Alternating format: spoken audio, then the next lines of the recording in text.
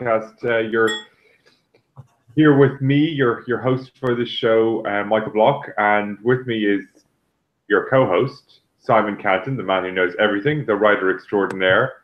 Welcome, Simon. Thank you.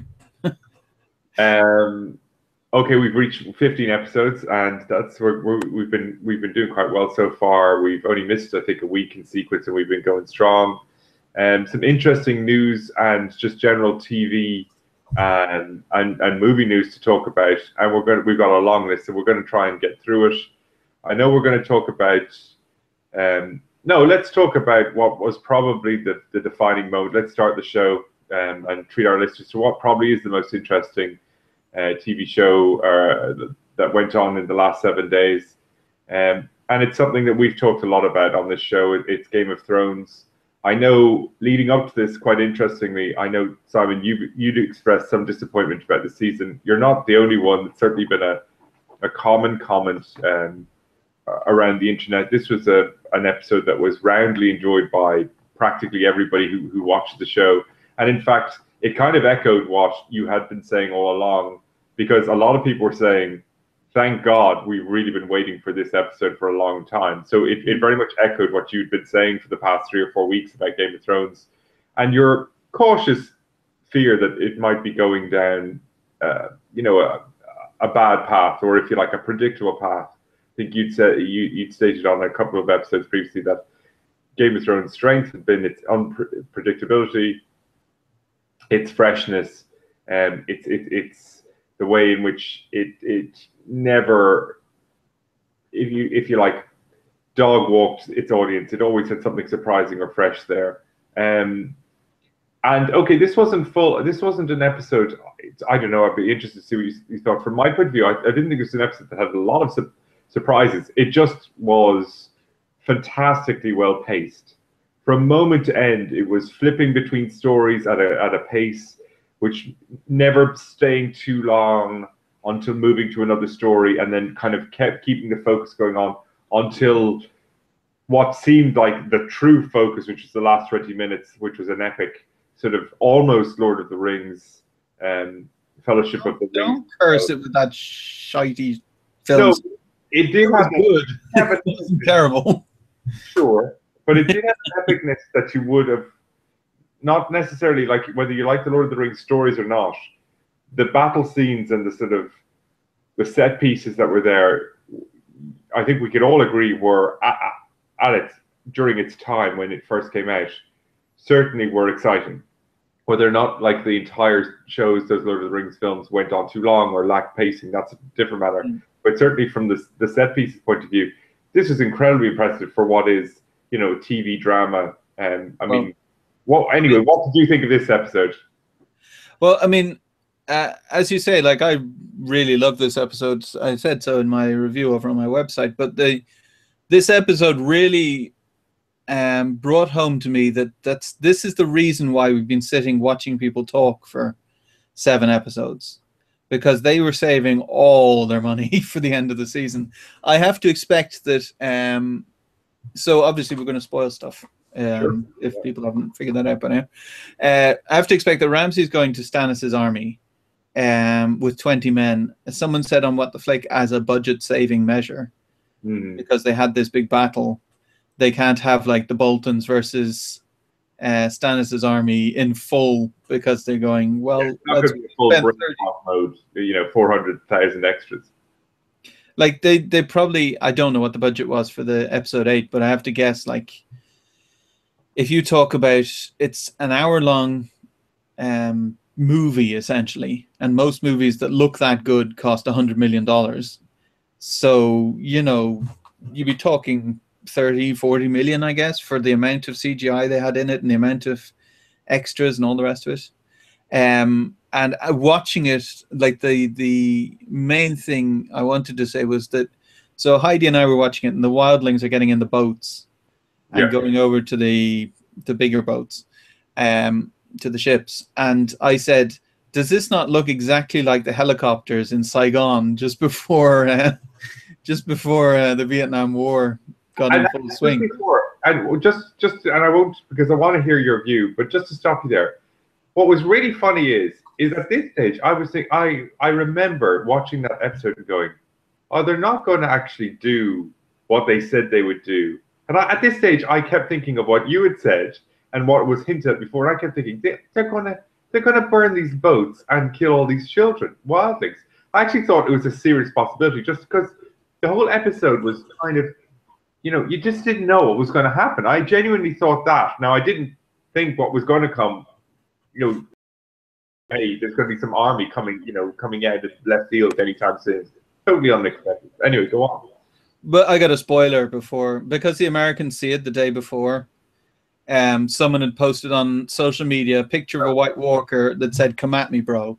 Yeah. So I went, okay, well, the White Walkers are going to be in a battle then.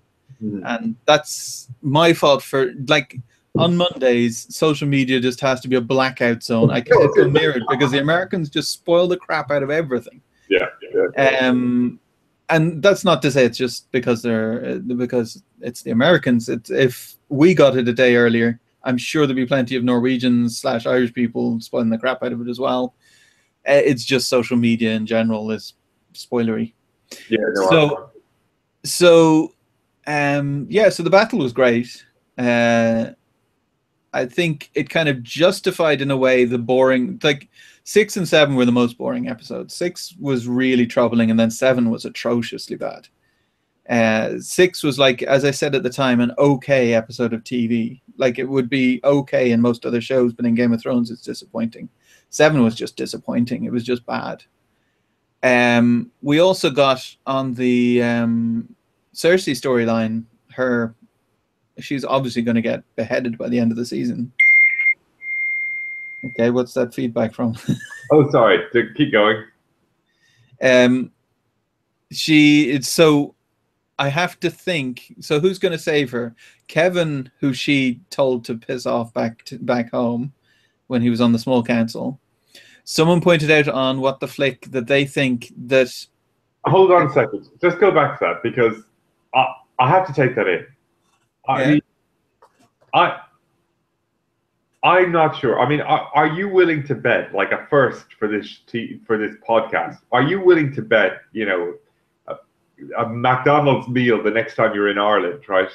And I'll buy you a McDonald's meal the next time I'm in Norway, that Cersei is going to be killed off in this season before the next season? Is that your strong feeling, or is it just like, well, it's a possibility? I mean, are you just saying this is happening? No, like, don't kid yourself. This is happening. Well, I think there's 2 possibilities, and they both depend on Kevin, which, by the way, is a stupid name for a Game of Thrones character. Yeah, it's a bit ordinary, right? It's like, what's he going to be? Here's Lord Kevin. It's like straight out of Monty Python. Yeah, exactly. Yeah, Sir Kevin. So Kevin is now pretty much the head of the family because Tommen is useless. Like, he's crying in his bed.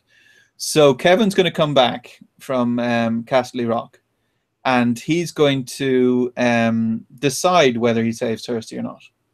Because if you're Kevin, there's 2 possibilities. Cersei and he don't get along. So either he thinks that he can go visit her and say, listen, I'll rescue you if you do this, this, and this. But I wouldn't believe her as far as you could throw her, really. She wouldn't keep any promises once she's out of there. Or he says, oh dear, she got killed. Never mind, I'm in charge now and I will help the king. Like, those are his 2 options. As someone pointed out in What the Flick, there is a kind of a status thing of him letting Cersei die because she is a Lannister. Yes. Like, that kind of says, okay, well, Lannisters can be killed. Whereas if he goes in and kills all the holy people, then that's like, okay, you don't mess with the Lannisters. I mean, that's what Tywin set up with, was it Castelmere or whatever it was called, that they obliterated just to show how powerful the Lannisters are. So that's kind of Kevin's thing. And he's barely been in the show before, so it's difficult to know what he'll do, whether he's a smart guy or a petty guy or what he is. Presumably, if Tywin was in charge, he's not as smart as Tywin. Mm-hmm. I would hope that he's in the same ballpark. And But yeah, I'm not sure. Like, I could easily see Cersei dying just because Kevin says, well, she was going to kick me out of King's Landing again if I let her live. So I'm just a little too late, and then I kill all the priests for killing Cersei as a revenge thing to show you don't mess with the Lannisters. I could well see that happening, and then he's in charge because essentially he can mold Tommen to do whatever he wants. Yeah, I mean, we don't know about Cersei's show, but Game of Thrones has gone quite far into the series at the moment. There's a few it does get to a stage where one feels, one would feel like, So so did I. I thought, oh, this is kind of interesting. She seems like quite badass. Maybe they'll do something like that. I think a lot of people thought that. I think that was what was brilliant about that. What was brilliant about that was they wrote it and they gave that actress such a good little part that you developed and actually had some empathy for the character within, as you say, a few scenes, and to which you were like Ygritte or this woman or other characters, and then killed them off very quickly. Because that's what I said last week, that's the trouble if they do that. So when she then was off against those kids, I went, okay, she's dead. Like, there wasn't even a question, she was just dead.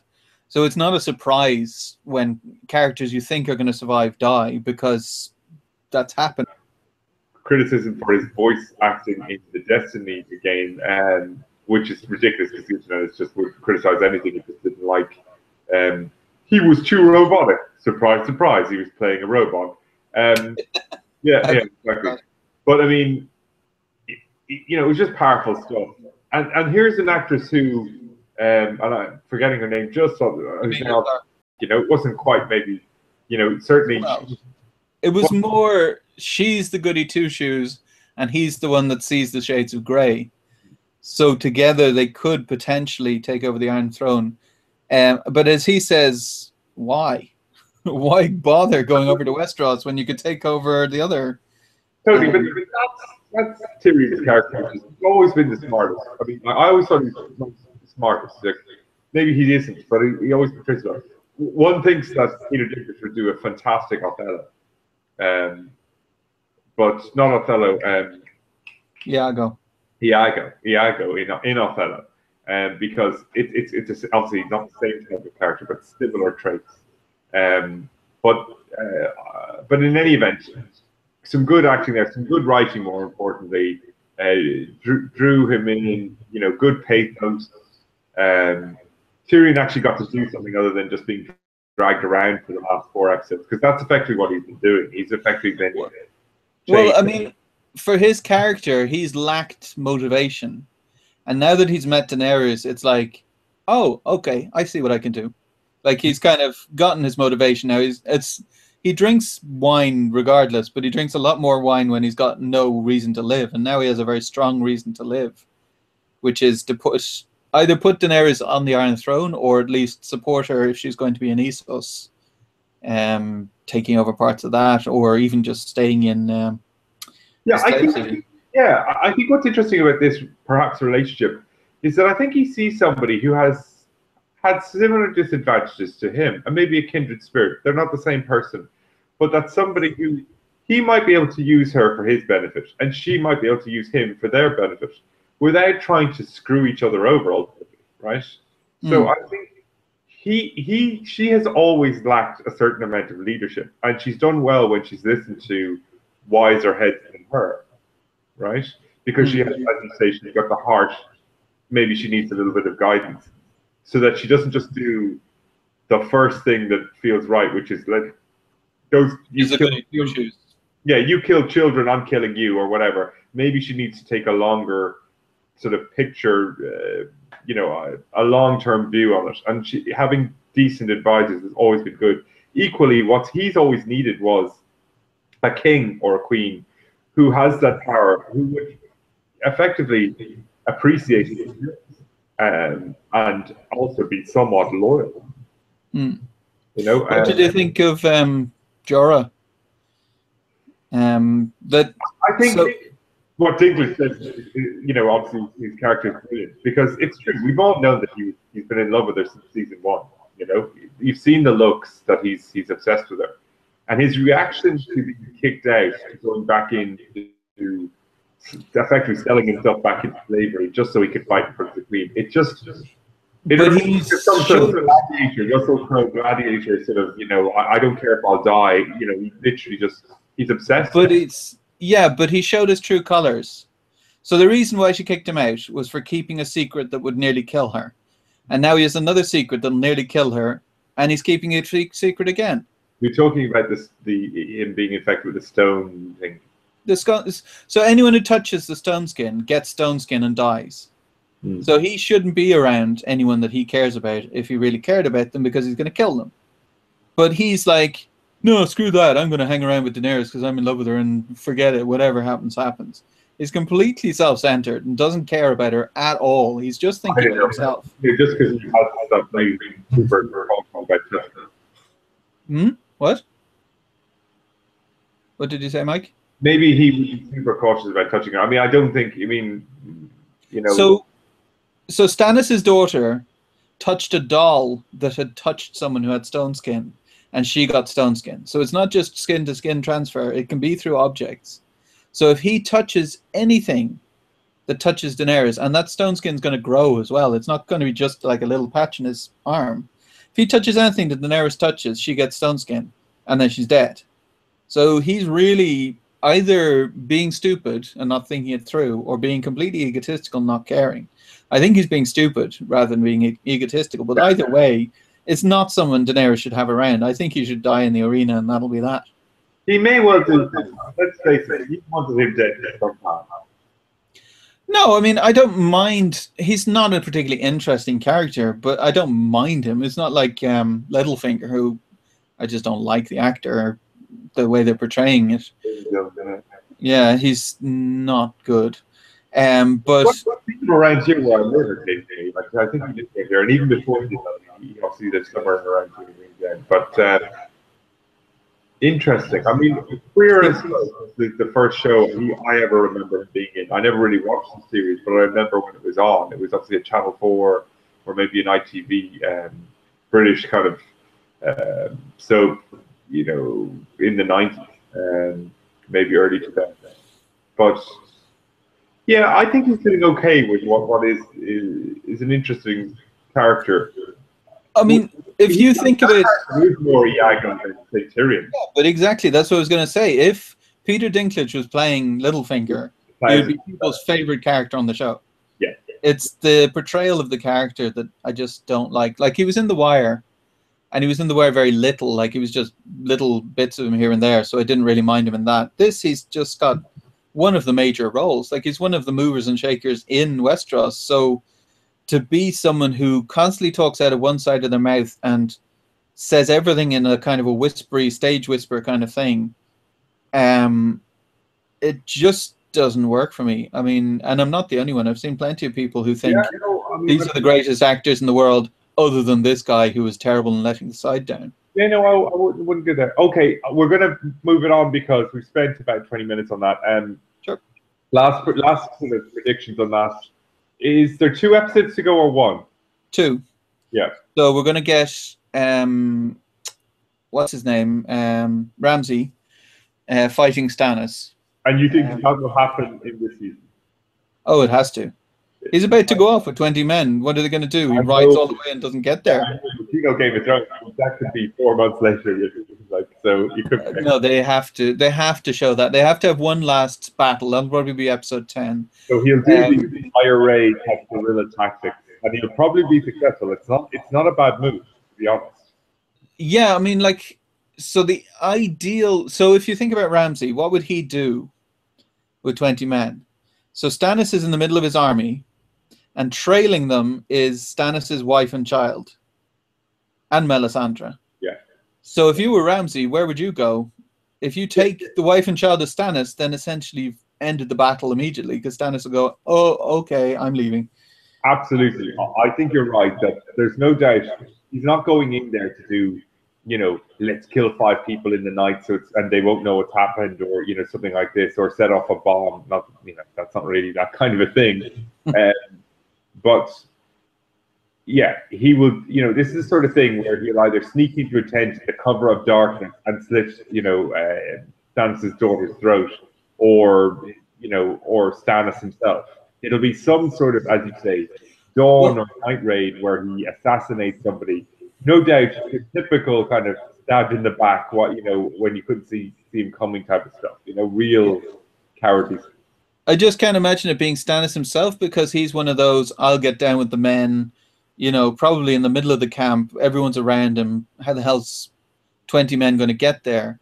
Whereas they've already said that the women and children are trailing them, so therefore are not as heavily guarded. Oh yeah, there's no doubt. I mean, you just don't know how they're going to write it. But look, if he gets a wind of where those women and children are, that will be his thing. And not only that, he will pin the bodies of those women and children to the front of the castle. I mean, that will be his marching post. Anything else? Any other predictions?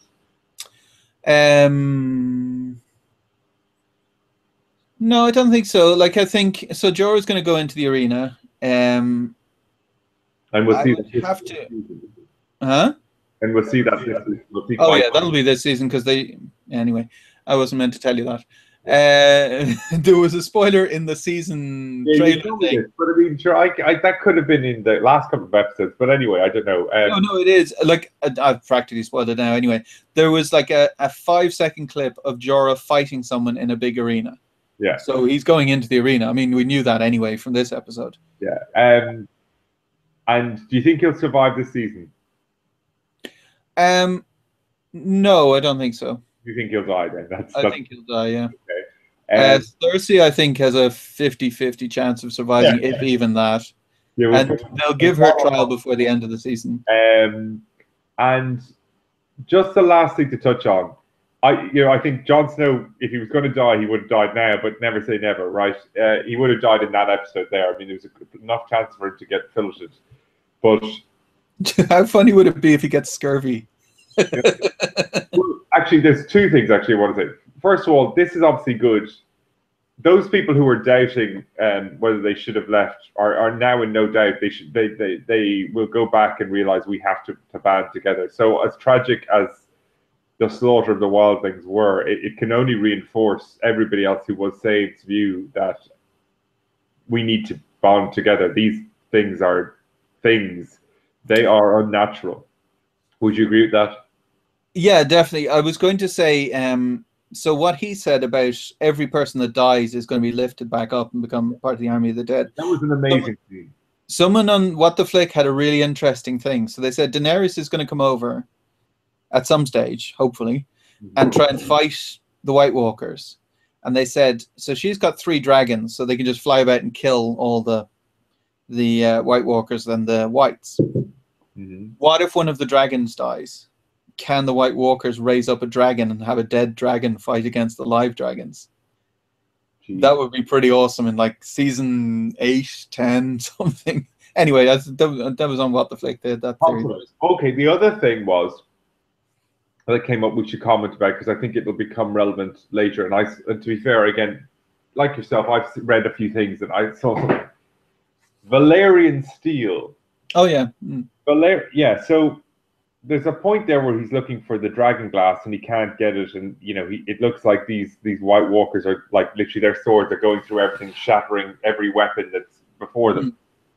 Jon Snow's about to get his arse cut off. He puts up his sword, which is about to explode into 1,000 pieces, and boom, his sword is different. It's Valyrian steel, and he gets to kill the White Walker. Now, so did you understand what the difference was? Right. So you are the scholar, but let me give you I understand the position to be. When Ned Stark died, he had a sword of Valyrian steel or some sort of I can't remember. All of the major families had one each. All of which families? All the major families had one each. One each, right? So when he died, his sword was melted down, and one went to sort of a mini sword to Joffrey, I think, right? Right. Another one went to Brienne, right? Yeah, eventually. Yeah, that's right. Jaime first, and then Brienne. Okay, Jamie, then Brienne. Okay, that's how that happened. And then Jon Snow got his from Monmarch, or who's that? Momarch? Yeah, from Sir Jorah Mormont, who was no, not no, not Jorah. His dad, Yeah, whatever his name is. Anyway, the Lord Commander. yeah. Yes. So he got a Lord Commander of Castle Black, right? Mm. Yeah, that's right. Now, are there any other swords out there similar to this? Yeah. So it's the Seven Kingdoms, so the seven swords. Yeah. So who has them that we've seen so far? We That haven't no. we haven't seen who has them, but yeah, I mean, each of the rulers of the Seven Kingdoms, someone in their family has them. The only people we know about are Brienne and presumably Tommen. If Joffrey's dead, Tommen Yeah. might have gotten his sword. Somewhere, Um, Jon Snow, obviously, and then the Boltons weren't a major family, so they don't have one. so that, was he a major family just was denied his throne? Would he have one or not? Am I wrong? Well, I have to think. So he's the older brother. Hmm. So he probably would have gotten the family sword because Robert didn't have one, or else they would have given Robert's sword to. I might be getting confused now about whose sword has gone to whom. Yeah, I think the important thing is that if you're watching and with us and going forward, it's something to think about because clearly we now know this is something that is important. I mean, would Daenerys have one, or in that family line? Where is it? No, but the thing I was going to say is we know that Daenerys is just around the corner from Valeria. Hmm. So they have Valerian steel swords. I mean, the stone men are there. So she'd have to fight them or kill them or something. But there might be some Valerian steel there. I mean, we've seen that you can melt it down and make it into a new sword and it's still just as effective. Like Brienne, I think, who She was it? She was fighting. the normal sword, I think, with her sword. Yeah, she obliterated normal sword with her sword. So if Daenerys had a load of Valerian steel, then she might well be the best chance they have of fighting White Yeah. Walkers. So there could be a team up on that venture as well. Anyway, interesting times, and hopefully the next couple of episodes are going to be just as breathtaking as we've seen before. Okay, we're just going to move on to something real short news stuff. The next topic is about Tron 3. We talked about it previously. I think we were arguing about whether it was cancelled or not, and I was suggesting on the last occasion that no, in fact, there was still a chance for it there. But just directly after that podcast, last week's podcast, it was officially cancelled. Tron 3 has been axed by Disney. They pulled the plug on it. And there is a change.org petition. There were 32,000 people. I've even signed up for that one. You can even buy T-shirts, and it's a pity. I think it's a good show just because they haven't had. I mean, Disney have had a bit of a nightmare with a few shows recently, but that's not a reason. Like Tron was probably a decent prospect.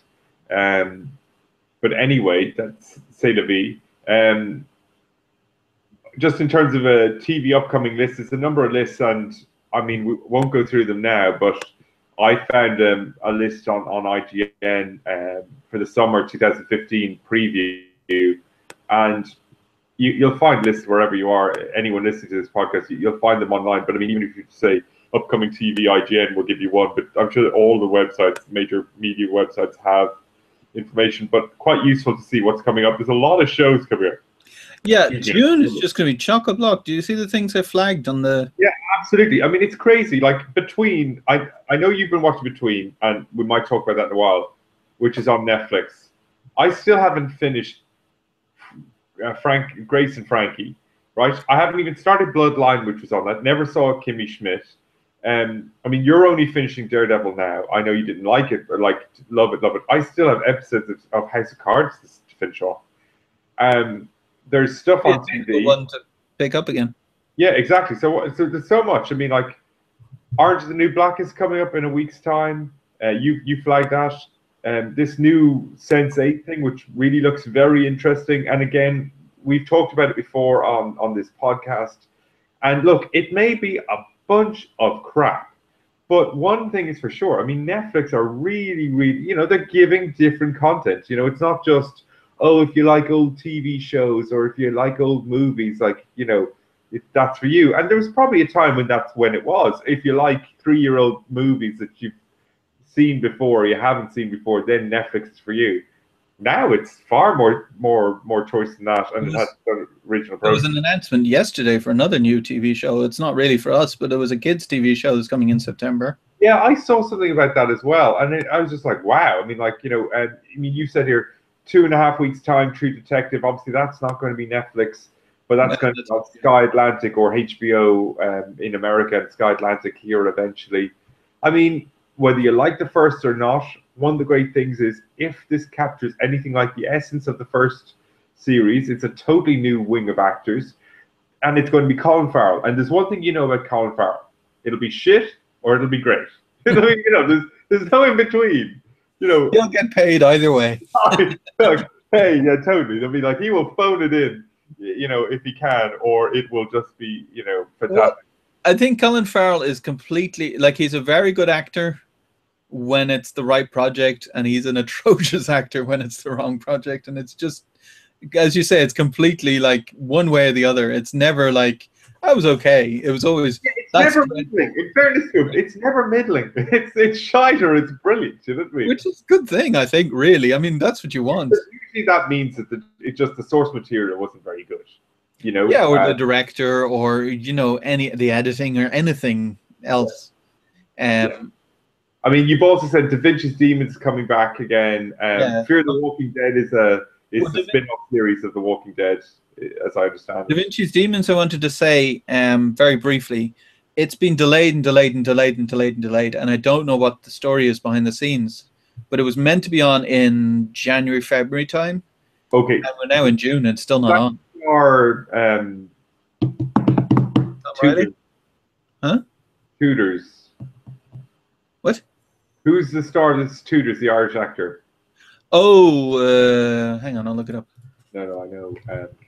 Jonathan Rhys-Meyers. Jonathan Rhys-Meyers, right? He's in Da Vinci's Demons, yeah? No. Okay, I'm getting confused with Dracula something or another. Okay, no particular reason. Tom Riley is the lead in Da Vinci's Demons. And I don't know that you'd know anyone in it, really. In the first season they had what was his name? Anyway, it doesn't matter. They're not really known actors for outside of the show, but it's a really good show. It's ridiculous. Like, it's Leonardo da Vinci out of Assassin's Creed, if you ever played Assassin's Creed. No, I've played it before. I mean, I would watch it. Just I've got so many shows I just can't even get to. I mean, *Halt and Catch Fire's come back. They had their season premiere last week. I still haven't got a chance to watch it. The Whispers is a new show. It's on ABC. Seeing something about that, but again, I don't really have a huge amount of interest in that. You mentioned before, Hannibal is coming back. Oh, yeah. Tonight, I think. In America, the 4th of June, they're saying. So that's for the 3rd series, I think. Is it 3rd? I can't, I hope, I know this is probably not going to happen, but I hope either HBO or Netflix pick it up as a, direct sending a few days after, but I don't think they're going to. They haven't said anything about it, so I don't think it's going to happen. But then Netflix does flag things just when they come on. Like, they don't say, hey, coming up in a month's time. They just say, hey, right now you can go to Netflix and watch this. So it could well be that they come on and the Hannibal comes on at once. I'd love to see that. Yeah, I mean, but it's out anyway for those in those American territories where it's airing straight to air. 18th of June for the Astronauts Wives Clubs, which is Yvonne Strahovski's in that. I don't know what that's necessarily about because I've tried to stay away from it. I don't think it's a show for maybe me and maybe not for you.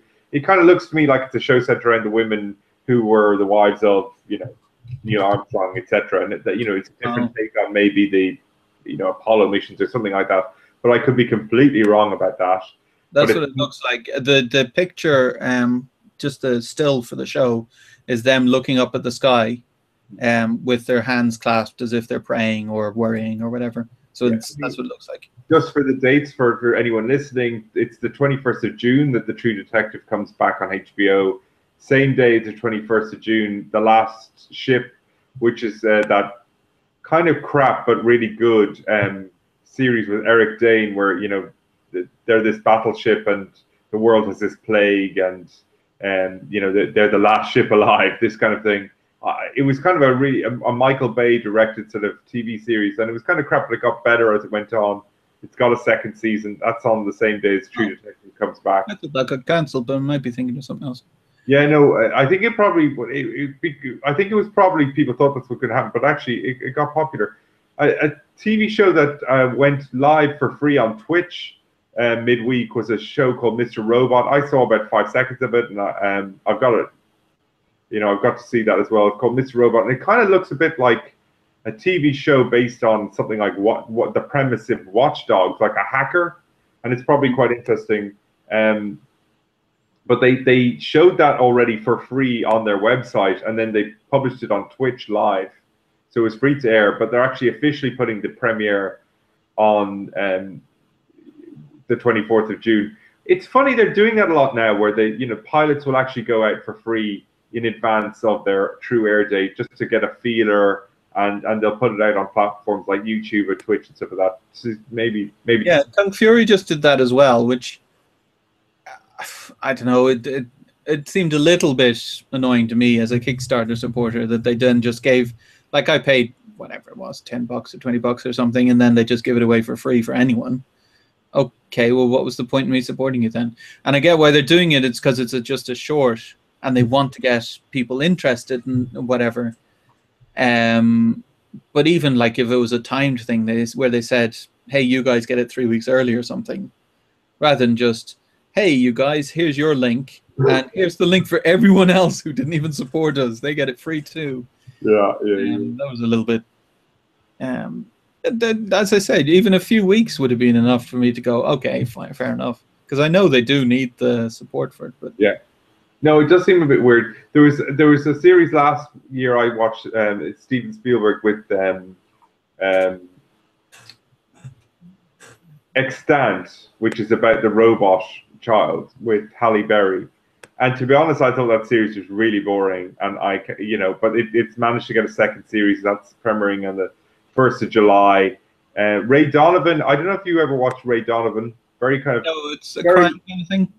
Yeah, it's kind of like, he's a bit of a fixer in the sort of LA Hollywood type of scene, and he comes from,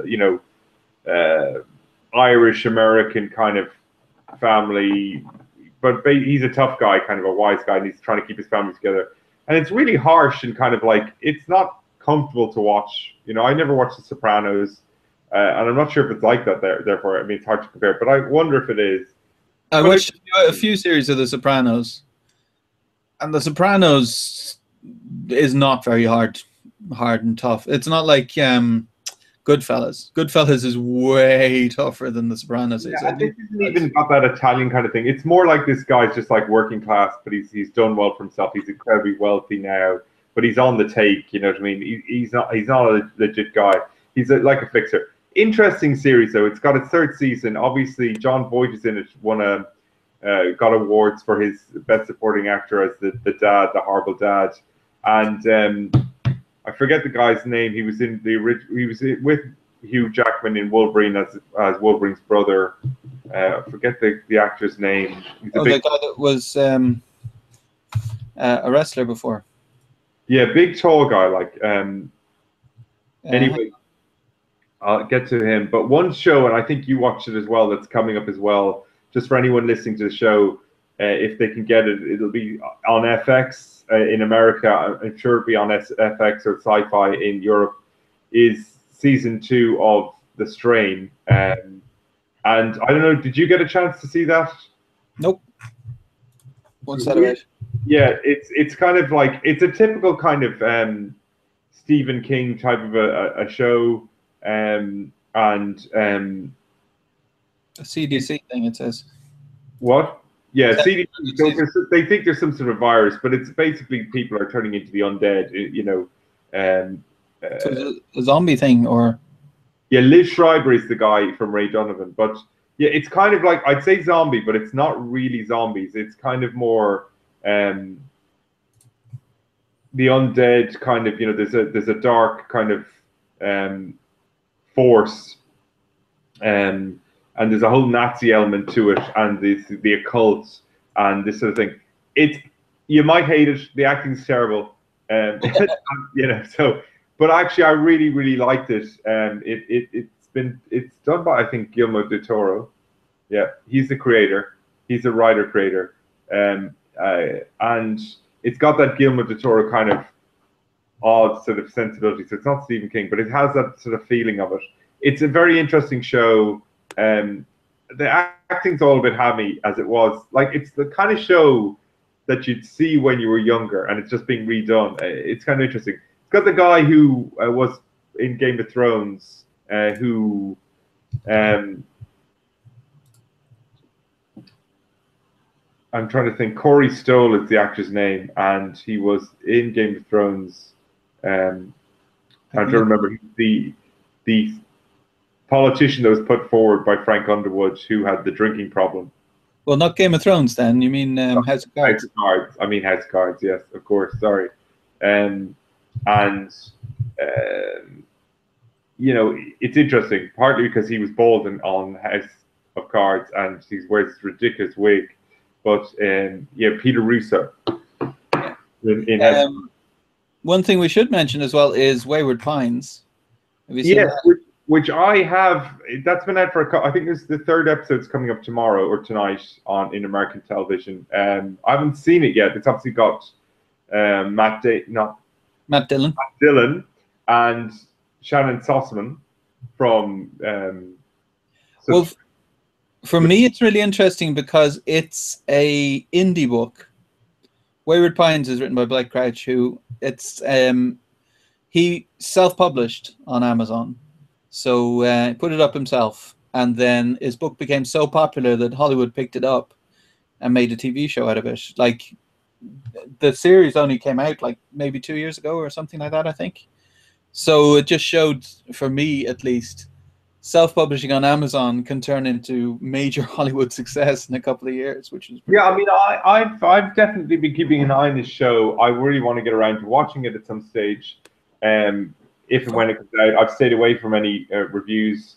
But from what I understand from the book, at least, it's kind of a teen horror kind of thing, I think. Yeah, because I don't know, because I always kind of like, if I decide this is something I want to watch, I always kind of go, right, I don't want to know anything about it. But like the way the poster art is, it looks like more noir, like almost Philip Marlowe, And obviously, if Matt Dillon's in it, it's, he's a bit old to be tweening it out. But well, once a book gets turned into a TV show or a movie or whatever, then you need to have some star in it.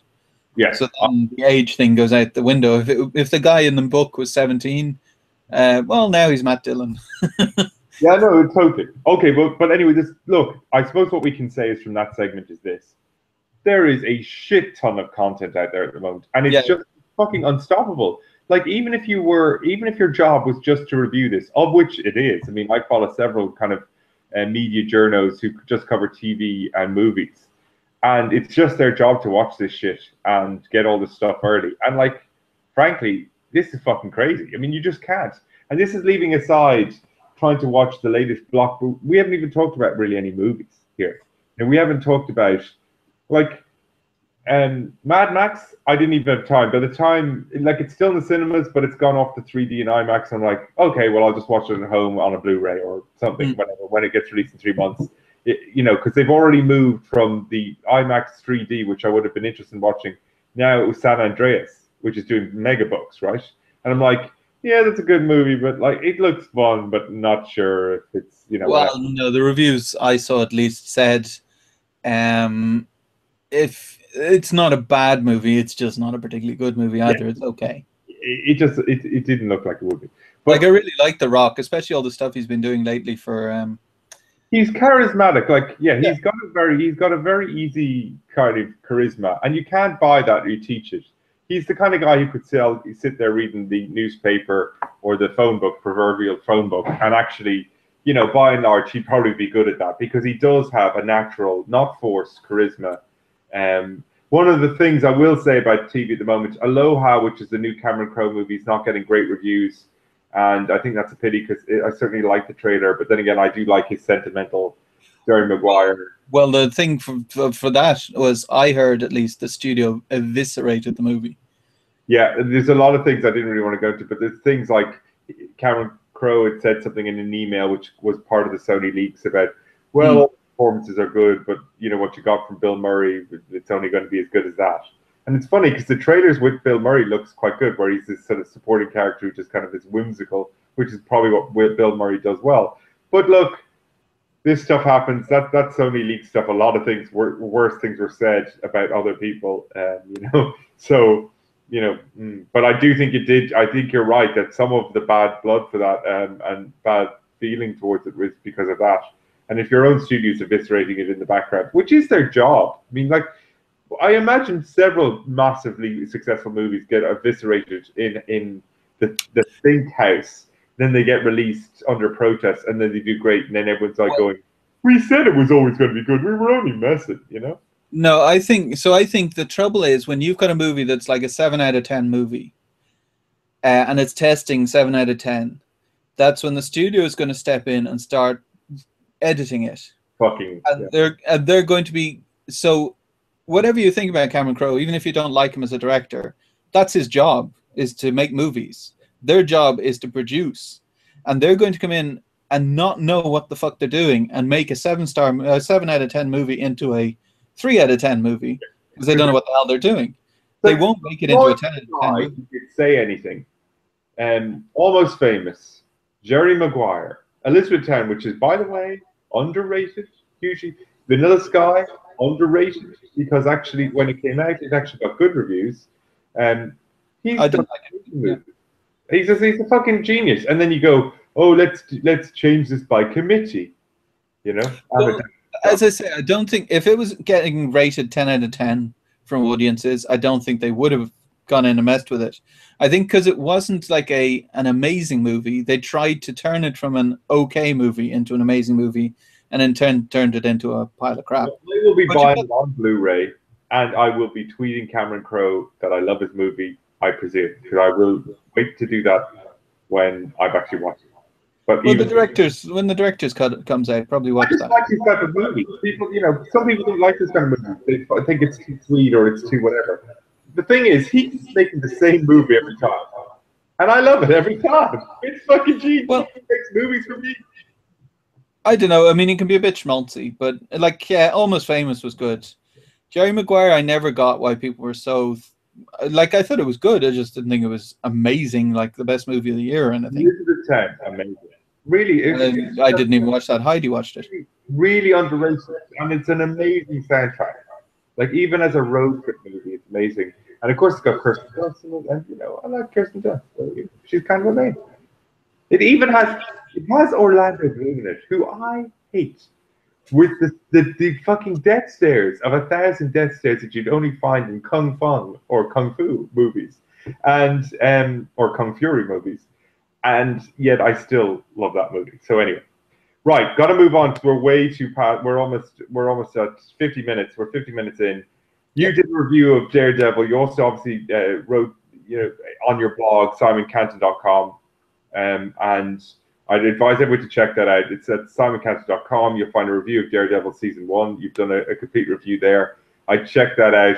Obviously, as well, you've been blogging away, and some of the thoughts you had in relation to Game of Thrones, you can find out there as well. And again, I'd commend anyone to have a look at that. I mean, I certainly looked at it midweek, and it was funny. Kind of, we were kind of exchanging sort of very quick Twitter messages about this current episode and how it had at least gone the right of Game of Thrones and had gone in the right way or right direction.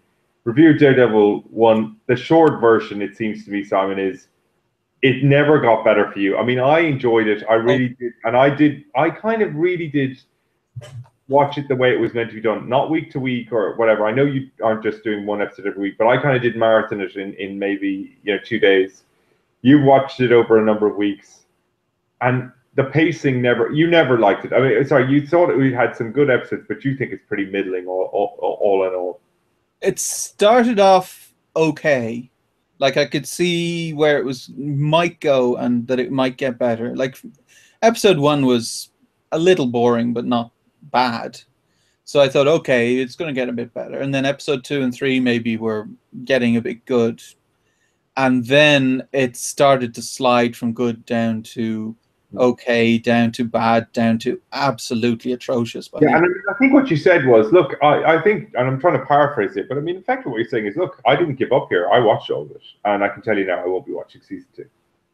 Well, the trouble, I mean, there was 2 main problems I had with the season by the end. So I only saw the last episode last Sunday or Saturday or something like that. That the characters weren't consistent at all and didn't have logic on their side. Like Game of Thrones, Cersei will not suddenly become smart on Game of Thrones. Yeah. Whereas Daredevil, it was like, okay, this episode, we need this person to do this, so let's have them do this, even though that's not consistent with their character. And the other thing was the complete lack of subtext. People don't say exactly what they mean all the time. Sometimes they say something and they mean the opposite, or they're trying to give someone a hint or whatever. By the end, by the last episode, they were just saying things that it was like the Austin Powers thing where he loses his ability to have an inner monologue and just says whatever is on his mind. I hate you. I kill you. I'm going to kill you. Okay, dude, how about, some subtlety in your writing? And yeah, it did, like, I think especially Kingpin as a boss just didn't work for me at all because he was a child. Like, it's like having a 2-year-old as the enemy. If he was a Tywin Lannister kind, the show would have been a million times better. Instead, he throws over tables anytime anything doesn't go his way, or he kills people who are his allies.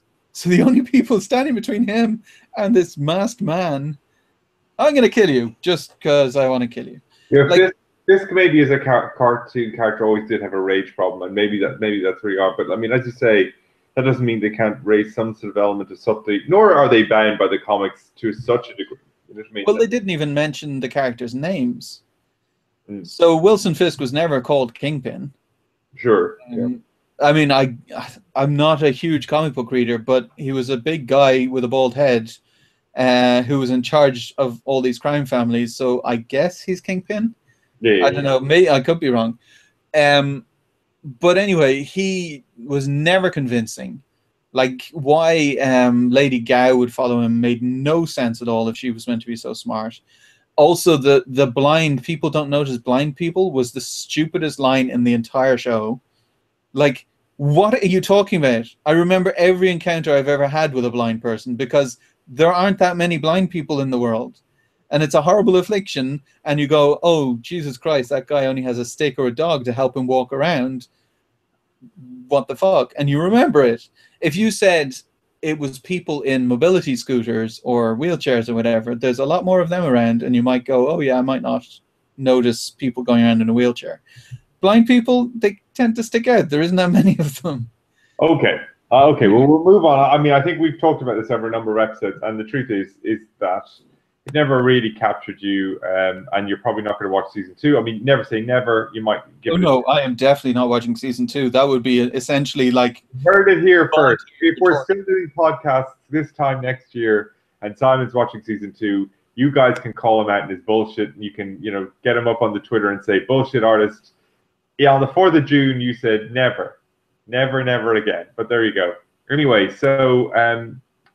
Right, the next topic you want to talk about is a game. I saw some news about this midweek, and it's about Bard's Tale 4. Now, I think, and correct me if I'm wrong about this, I mean, they put up some ads on YouTube for sort of a trailer. It says it's in engine, but I mean, I want to ask you about that because I've some vague memories about what the original Bard's Tale was back in the day, like the really early sort of Commodore Amiga PC days. But is this? I think this is going to be kickstarted. That's their plan, isn't it?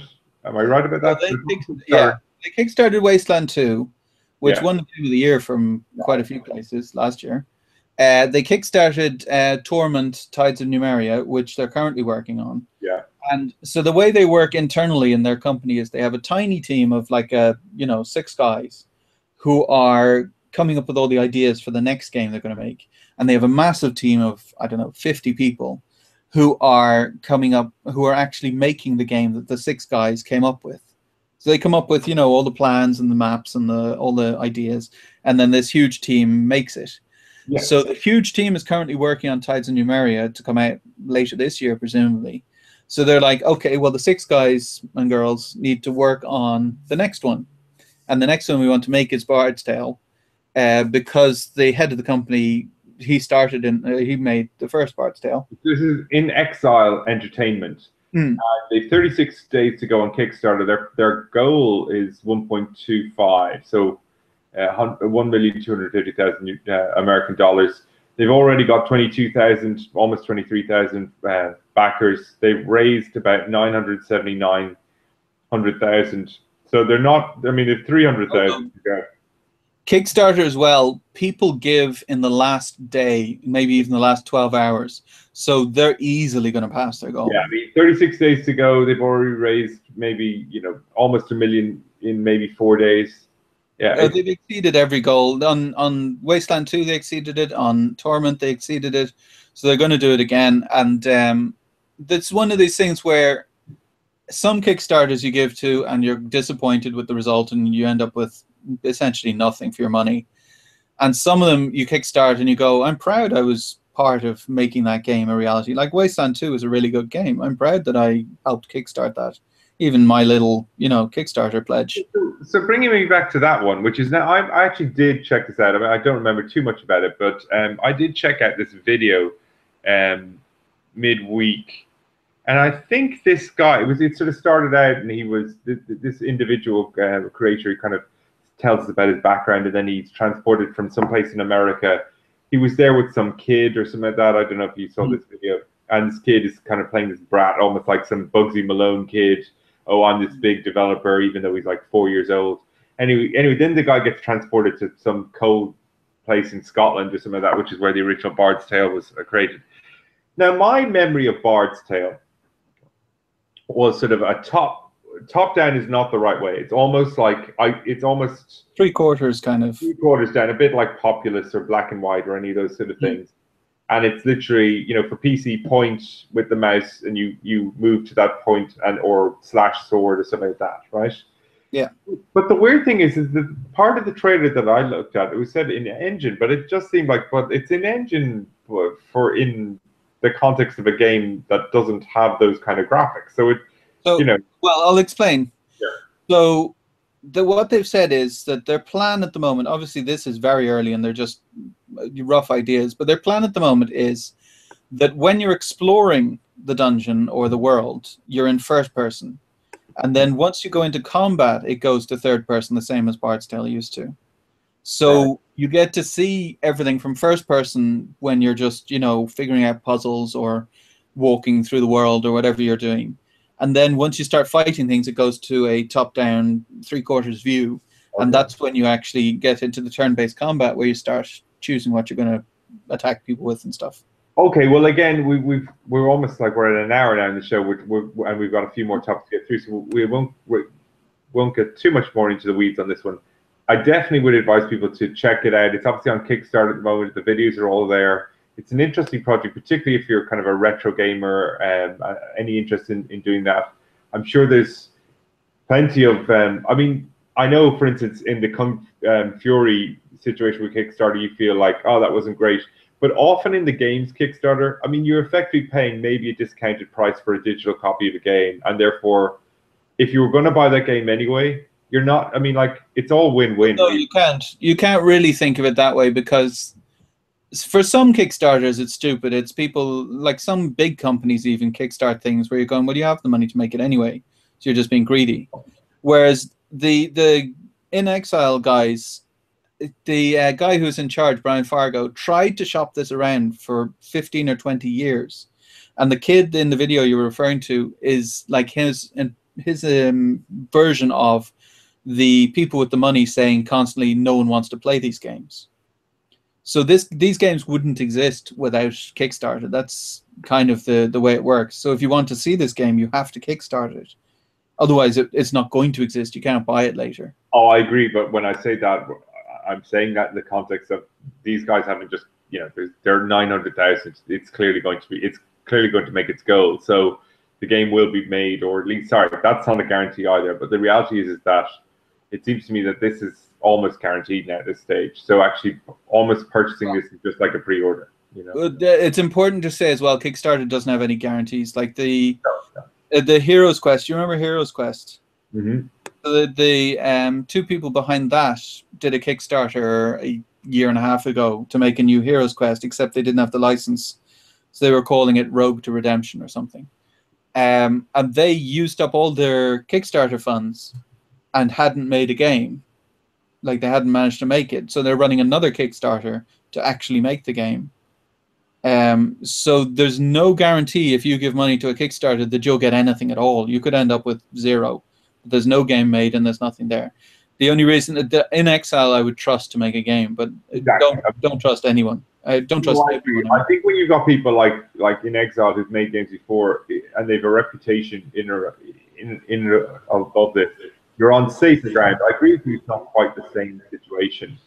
And there have been stories of people just simply getting their goal and just keeping the money, or just basically raising 100,000 when they needed 1 million, and they go, well, we've paid all of our artists to do something, but there's no game, that kind of way. Mm-hmm. So there is for instance, there is a game developer who's launching a Kickstarter today, who did a game last year called Contrast. I think it's Completion Games or something like that, and they have a very interesting game that was teased on a number of websites, and everyone would have thought this would have been an independent publishing, but they're looking for 250,000. I just looked at that Kickstarter a couple of hours ago. I just can't find it at the moment. And that's the sort of thing where it's like, oh, I thought that game was just going to be self-funded. I can't believe they need 250,000. Now, I've no doubt they could get 250,000 from Microsoft or Sony or whatever. They just don't want to, pony up exclusivity. They prefer to just fund it themselves or by way of crowdfunding, to keep their own independence, as it were. But anyway, I was interested about that because I thought that was a bit on it, because that is a situation where,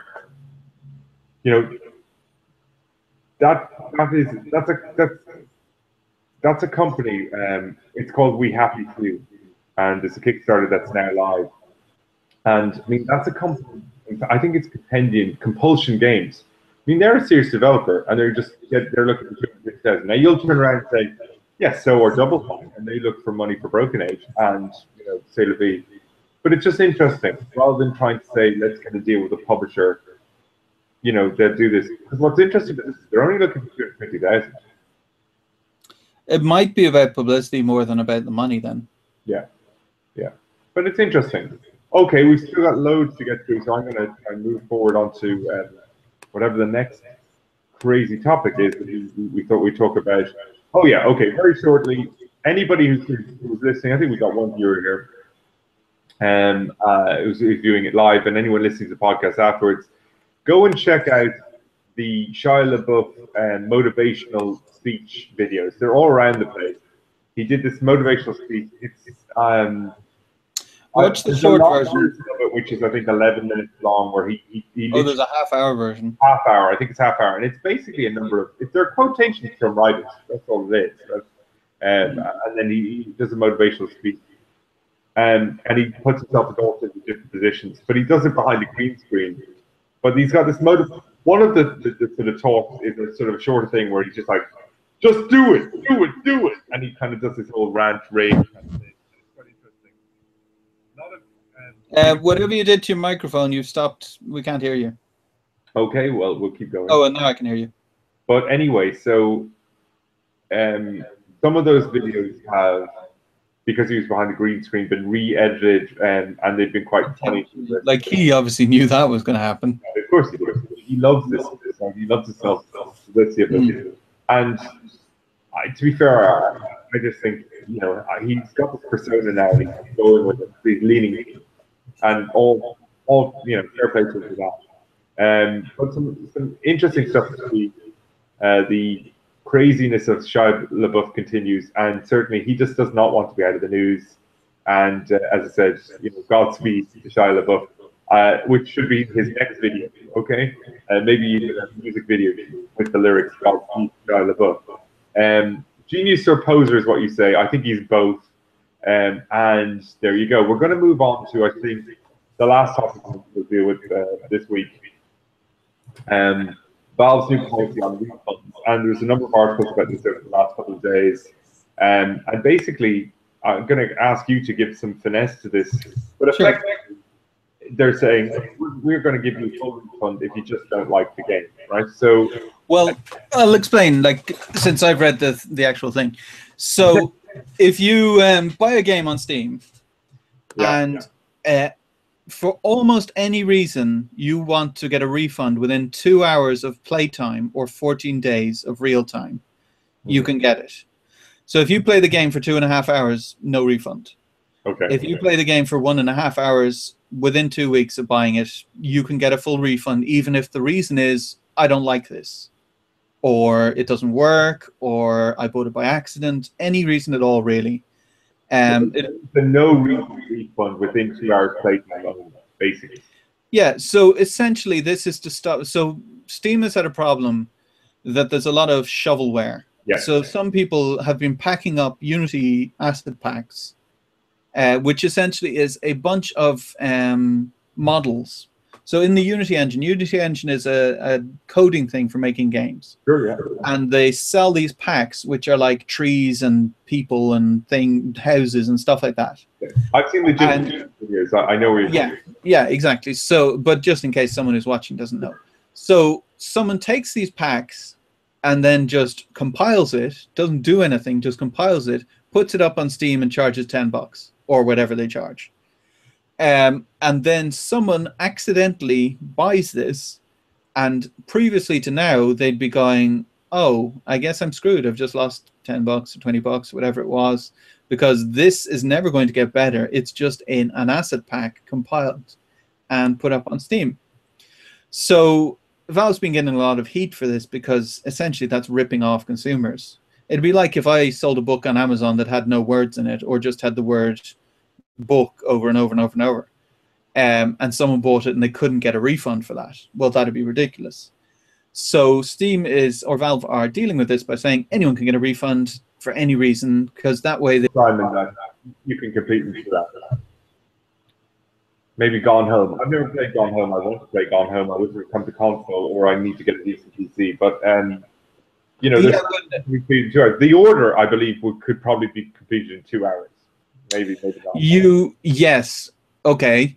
So you would be pushing it to complete most games in 2 hours. In fact, if your point is to enjoy yourself with the game, to have some fun, if you're doing that for 2 hours, you're going go. Okay, 1 hour and 59 minutes, and if it's a good game, they're going to want to keep it anyway.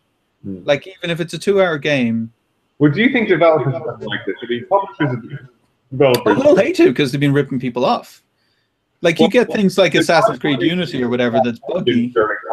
We use Unity assets, absolutely. Yeah. But what about other companies who are like saying, "Look, we want to make a 2 hour experience." You could probably play. I'm not sure. Brothers, Tale of Two Sons. I'm not sure if you could complete in 2 hours, but you could probably play quite a lot of that game. And admittedly, if you played that lot and you finish it, I don't know why I would pay for it, but you could probably play a good game within 2 hours. Hang on a second. Now, okay, so Limbo, for instance, is a very short game. Let's see how long it took me to complete Limbo if it's up here. Me a while too. 5 hours, and that was a very short game. Yeah. Like, so I don't think I've played a game shorter than that. It was good fun though, wasn't it? Limbo was great, yeah. I'm not saying it's a bad game, I'm just saying it was a short game. Yeah. Like, there's games I have on my list that I've only played for an hour or something, but that's because I didn't like them. So under this new scheme, then I could then go, well, I didn't like that, I want my money back. Which I think, frankly, is fair enough. If I don't like a game, why do I need to have the game? Like, if you go to Amazon, for instance, just talking about it because I know it, you can get a 10% sample of any book on Amazon and read it and see if you like it, and you don't have to pay any money at all. So this is the equivalent on a game would be making a demo, but they can't make a demo for every single game because demos are very difficult to make and cost a lot of money. Yeah. So this is the equivalent of like a little sample. Try it out. If you like it, you keep playing it. Now, just talk about this. What's the timing? Do you think there's any way to hack the timing for Steam, or do you think it's a pretty solid system? It's server side. You couldn't hack it. I'm not saying it's impossible. I'm saying like I am sure there is some uber hacker out there who could possibly crack it and might be malicious enough to try, because there's plenty of guys who like hack Call of Duty and all the widget or a program that made it not count off the time. Every game, once you submit your claim, you could have spent 5 hours of the thing, 20 hours of the thing, and if it could read like, oh, you just bought the game and you want to change it, sure, that'd be. I would guess so. Steam, you have to be online most of the time. Yeah. You can switch it over to offline mode if you're going to go somewhere on holidays or something, but after a while, like you have to check in again. So I do not know the server-side code for Steam, but I would guess that when you start a game, it says starting whatever on Steam. Yeah. I would guess that it is going to a server and saying, hey, this guy, ID, blah, blah, blah, is starting game ID, blah, blah, blah. And then when you stop, it says to Steam, hey, this guy, ID, blah, blah, blah, stop this game. Well, that would make sense if they're going to implement this policy, because, I mean, it would be so silly to leave it open-ended. I mean, are the developers and the publishers going to support this? So, I mean, why are they supporting this? I mean, they've no choice. Steam is 90% of the online sales on PC. Like, the only way they get around it is you get the major games like Mass Effect or Dragon Age that are going to get people to play them no matter what platform they're on, which means that then you have to download EA's platform, Ubisoft's platform, whatever it happens to be. But everyone else, it's Steam or nothing. If you want to get any sales, you have to put it on Steam. Yeah, except the fact that it's a portal, all right. I mean, from their point of view, they might be saying, well, okay, fine, if you're going to do this, that's fine, but we want more of a cut. You know, you're getting less of your percentage. I mean, I'm sure there must be some, you know, you know. So the other thing as well to remember is that you get more money by doing this than less. And that seems counterintuitive, but it works like this. If you're a consumer and you're not sure if you want to buy a game, you go and you look on Steam and you go, yeah, but I got my 2-hour refund thing. If I buy the game and I don't like it, I get a refund. So let's just buy it. That's a very good. And the chances are, as long as your game's not a load of crap, if your game's a load of crap, well, then you're going to get what you deserve, frankly. People are going to want a refund. That's something I haven't considered much. You're going to capture people who'd be afraid to just dip their toe in. And you might actually, because you have this chance of, look, if it's not for you, you just claim it back within 2 hours, or, you know, without playing over 2 hours.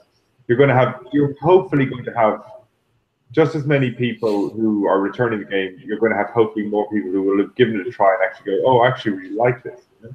Like, I never played Halo, even though I owned an Xbox for years. Never played a Halo game. Then they had the Master Chief Collection on Xbox One. I said, okay, there's all 4 of them together in this one package. I'll do it. Yeah, sure, multiplayer was busted to hell, you know, but I wasn't interested in multiplayer. I'm no good at multiplayer shooters, even though that's kind of slow one. But the campaign was great. Fantastic. I really enjoyed going through. No, okay, I get through 1, I got through 2, I got through 3 over Christmas, and then, you know, 4, and then 5 is coming out this October. So, yeah, I mean, yeah, I'd never thought of it that way, you know, and because there's a game that I was like, oh, I don't do shooters, and actually, when I actually played it, I realized, well, when you're not playing the multiplayer, you just set the level down to whatever level you think you are, normal or easy or whatever, and you can actually have fun. Yeah, I mean, I think. It's an aside, but on a shooter level, if you can do more than just stare at a tree and shoot a tree by accident, like if you're at that level where you don't know how to turn around and actually shoot people, then maybe it's not for you. But if you can actually fire at the bad guys, then usually shooters have a level which is easy level is usually you can get shot and you're still alive. On the campaign. But if a game is completely multiplayer, it can be very frustrating. Oh, multiplayer. unless you've played the campaigns on like hard Hmm. and gotten through it and gone, oh well, that wasn't so bad. Yeah, exactly. Don't even try multiplayer. It's pointless because people have been playing multiplayer games online on shooters Exactly. for a decade. But what I realized was when I tried it, I put the toe in because there's a package and I go, oh, I'm getting it. It's like 50 quid for 4 games. Like, you know, I was like, oh, actually, this campaign's quite okay. So that's interesting. I mean, yeah, there's a lot of unnecessary shooter, but there's a lot of other things you can go, oh, I wouldn't do that. But, you know, you get these free games with gold, the PSN plus stuff if you're on the Sony platform. You try some games and say, I wouldn't do that. There's actually a very good idea. Costume Quest, which is a Double Fine game. I played Costume Quest 2. I bought it. It was on sale. It was relatively cheap. I think it was on sale for like 14 quid. And it was only turn-based. That just stopped me from saying that's a console sale is 14 quid. on a PC, it'd be like 14 quid. Are you kidding? Yeah, it should be on sale for 2. Yeah, exactly. No, I can't remember what it was, but it was definitely on sale. It was like 3 or 4 quid off whatever the price was. But I really enjoyed the game. I was like, whoa, these role-playing games open this thing and this kind of a story, and then, well, you know, it's a bit silly because if you think about it, there's no real interaction. You're just tapping buttons, the timing to get your shots off. And there's a little bit of tactics. It's a JRPG, is it, or what kind of game? Yeah, exactly. There's a bit of tactics, but really, if you're powerful enough, you'll always win, kind of thing. Unless you're at like super hard mode or something like that, you know. And I really enjoyed it. And then, you know, Child of Light came out for free for gold, and that's a little bit more of a challenging RPG. But at least now I know how to play it because I played Costume Quest, you know, JRPG. And it's like, oh, you know, I really like them. They're actually quite pretty because they're not, you know, they don't have to have this automatic live action type stuff. They're quite pretty, and you know, there's an interesting story to it. So anyway, Child of Light is very good. I still have to get through all of it, but that's a Ubisoft game, and obviously Double Fine did. I think Broken Age, I really want to play that. It's not on Xbox. So. I played the first part, and then the second part obviously took them a while to do. So I forget what the guy who made it, the main designer guy, his name is, but he said people should start from the start. I went, well, screw that. I'm not going to play for another like 10 hours to get through the first bit again. So I started in the second part, and there's bits of the story that you remember most of it, but like I'm kind of not as much into it. I just haven't played it. I played it for an hour, maybe 2, and then went. Yeah, but it's interesting in the main part though. About what you say about Valve, yeah, maybe it will actually have an equaling effect, which is there'll be plenty more people who do things more of a try now, because if it's just completely crap, they won't be scared off of it, and so that might counteract the people who are trying to abuse or gate the system. It's just it's also gonna push publishers not to release crap. Yeah. I mean, there's that as well. It's just that my understanding of Steam is that, in fact, there's so many games that people download on a Humble Bundle or some sale that they've never even turned on to play. So there's literally, you know, on average, there's an awful lot of games where literally, you know, they've been played for 5 minutes and that's it. You know? My games list, and I don't buy as many games as some people do, but my games list is 232 games on Steam. Yeah. And like, I'd say there's probably 10% I've never even turned on. That new people, that's one of the statistics. So, and then maybe another 20% that I've played a half an hour or less of. So you know, that's about nearly 100 games that I barely touched. But I got Shadow of Mordor last October, and it's a great game. I don't know why I stopped, so I just moved on to something else. And I always said, like, oh, that's just going to take me a couple of months, so I need a month free where I can just really go at Shadow of Mordor for ages. So, you know, I've got the latest episode of Game of Thrones, Telltale's Game of Thrones, came out a week or 2 weeks ago. I still haven't played it. It's going to take 2 hours. It's not a very long episode, I presume. It's meant to be the best episode yet. There's the 3rd episode of Life is Strange, which is Crystal Dynamics, Square Enix, I can't remember. Sort of another little sort of like a Telltale kind of adventure game, which is really good, by the way. Really enjoying it. Really interesting kind of choose your own adventure type of a game. Recommend that wholeheartedly. meant to be a good episode. Really enjoyed all of it. So I've got right to I mean, just work takes over, I suppose.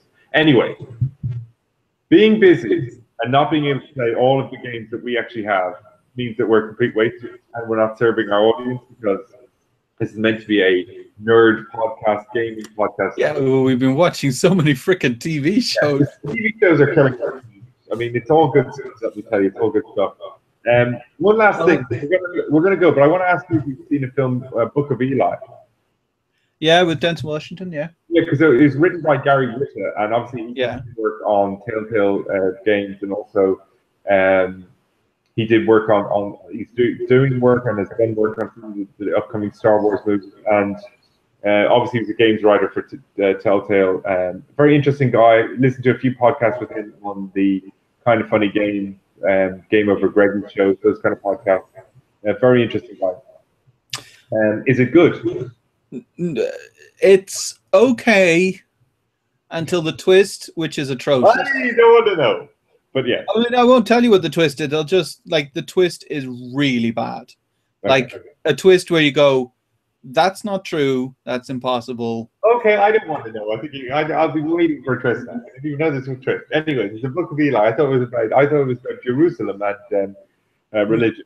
Anyway, no, well, it's about religion. It's not. It's post-apocalyptic. It's like Mad Max with religion.